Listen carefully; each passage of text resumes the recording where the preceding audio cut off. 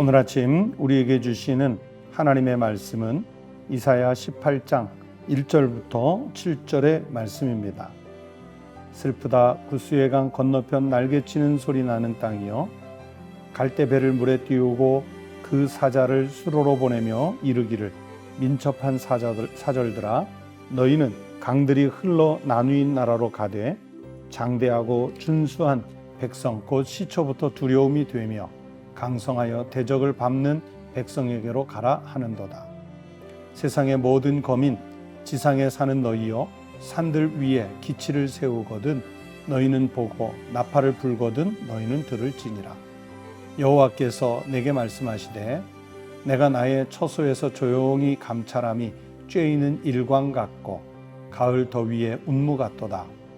추수하기 전에 꽃이 떨어지고 포도가 맺혀 익어갈 때에 내가 낫으로 그 연한 가지를 베며 퍼진 가지를 찍어버려서 산의 독수리들과 땅의 들짐승들에게 던져주리니 산의 독수리들이 그곳으로 여름을 지내며 땅의 들짐승들이 다 그곳으로 겨울을 지내리라 하셨습니다. 그때 강들이 흘러 나누인 나라의 장대하고 준수한 백성 곧 시초부터 두려움이 되며 강성하여 대적을 밟는 백성이 만군의 여호와께 드릴 예물을 가지고 만군의 여호와의 이름을 두신 곳 시온산에 이르리라. 오늘 아침 우리에게 주신 하나님의 말씀입니다. 사랑하는 성도 여러분, 새날이 밝았습니다.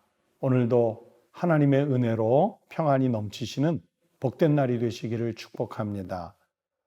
오늘 여기 이사야 18장은 구스에 대한 권면의 말씀입니다. 제가 주로 지금까지는 어느 나라에 대해서 멸망, 심판 이런 내용을 사용해서 단어를 사용해서 말씀을 드렸는데, 여기 구스에 대해서는 권면이라는 말씀을 썼습니다. 멸망에 대한 예언이라기보다는 살 길을 제시해 주시는 말씀이기 때문에 그렇습니다.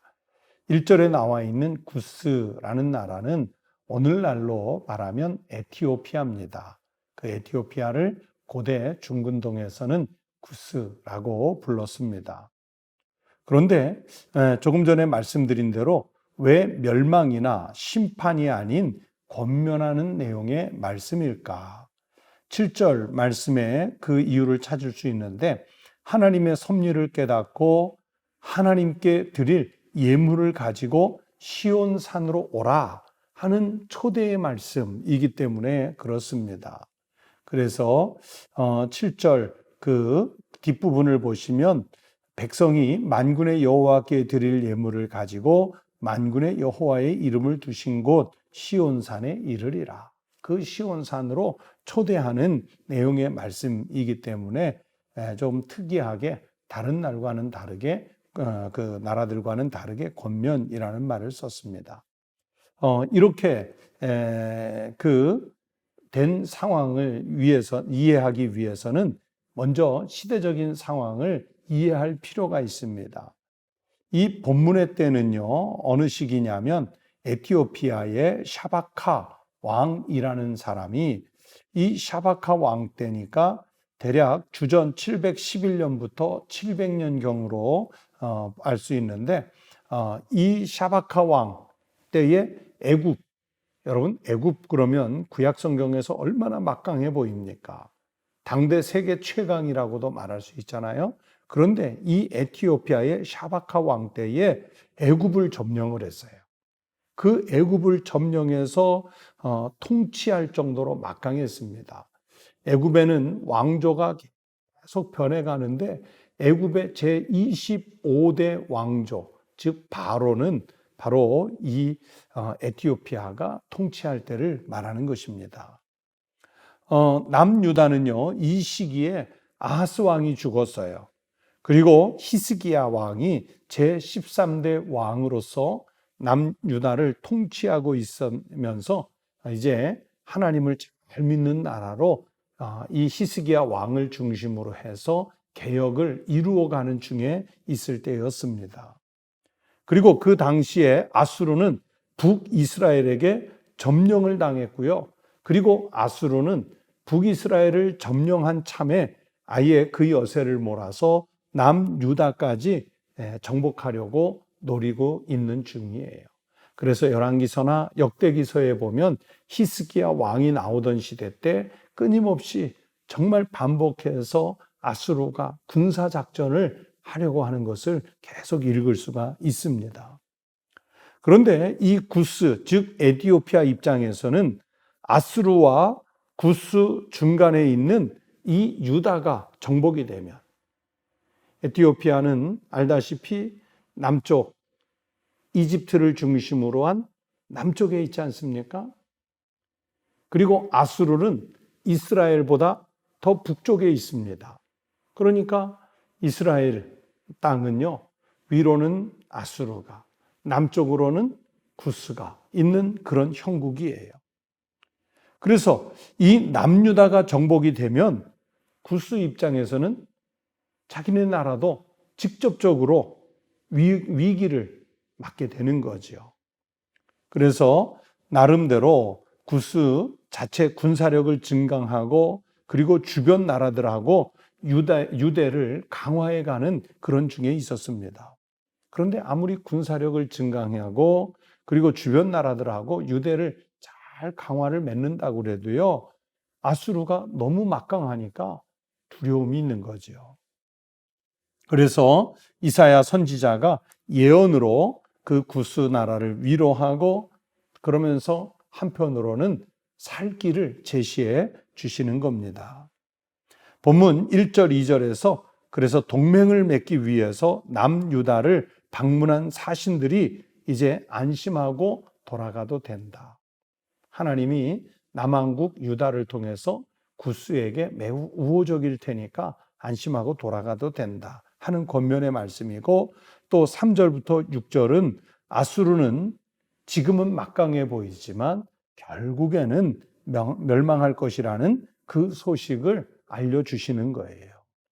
이런 하나님의 섭리, 하나님의 통치를 믿고 예물을 가지고 하나님께 나아가라 하는 내용이 아까 말씀드린 대로 7절 말씀인 거지요.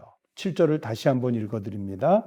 그때의 강들이 흘러 나누인 나라의 장대하고 준수한 백성, 곧 시초부터 두려움이 되며 강성하여 대적을 밟는 백성이 만군의 여호와께 드릴 예물을 가지고 만군의 여호와의 이름을 두신 곳 시온산에 이르리라.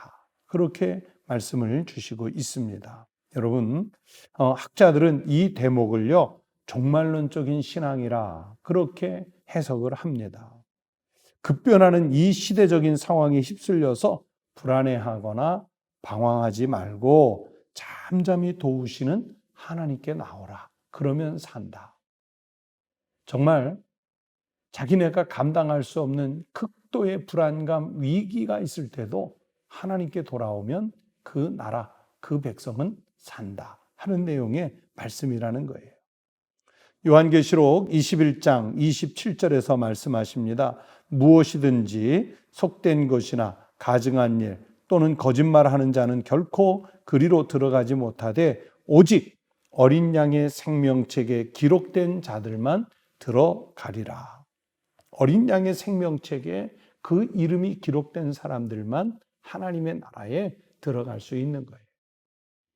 그러니까 이사야가 예언을 선포하던 이 시대도 남왕국 유다 또는 이미 멸망할 나라지만 북이스라엘 그리고 구스 이런 나라들 속에 있는 하나님의 백성들, 하나님이 선택한 사람들은 반드시 하나님의 나라에 들어갈 수 있다는 이 종말론적인 신앙을 가지라 하는 것이 바로 학자들의 해석이지요.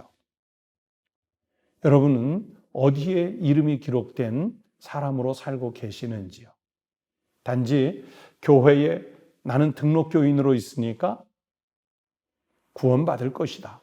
그렇게 안심하고 살고 계시는 것은 아닌지요?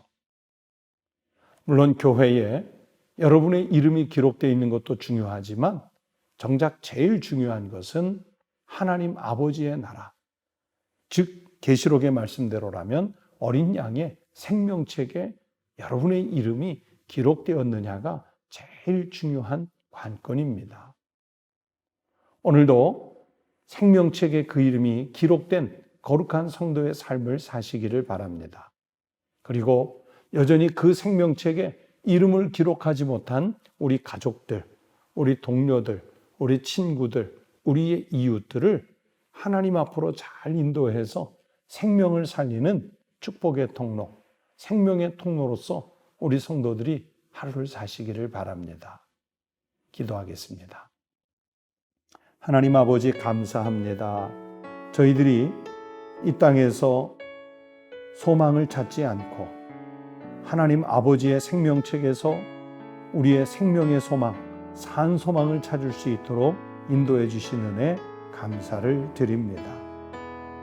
세상은 곳곳에서 죽음의 소식, 질병의 소식, 박해의 소식, 위협의 소식이 들려오지만 하나님, 우리가 그런 세속의 소리들에 굴하지 말고 하나님 아버지의 나라에 도달할 때까지 신앙을 잘 지키고 살 수 있는 믿음을 허락하여 주시옵소서.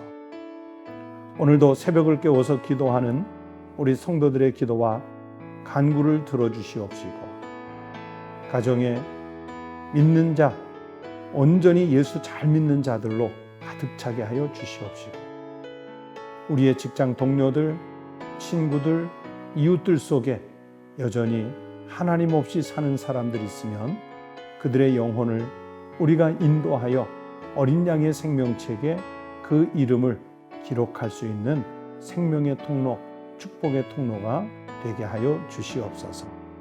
하나님, 오늘날의 이 위기 속에서 우리 성도들을 지켜주시고, 가정을 지켜주시고, 경제활동을 지켜주시옵소서. 특별히 교회를 지켜주셔서 세속의 위협으로부터 주님의 손길로 보호받는 우리 교회, 한국교회가 되게 하여 주시옵소서.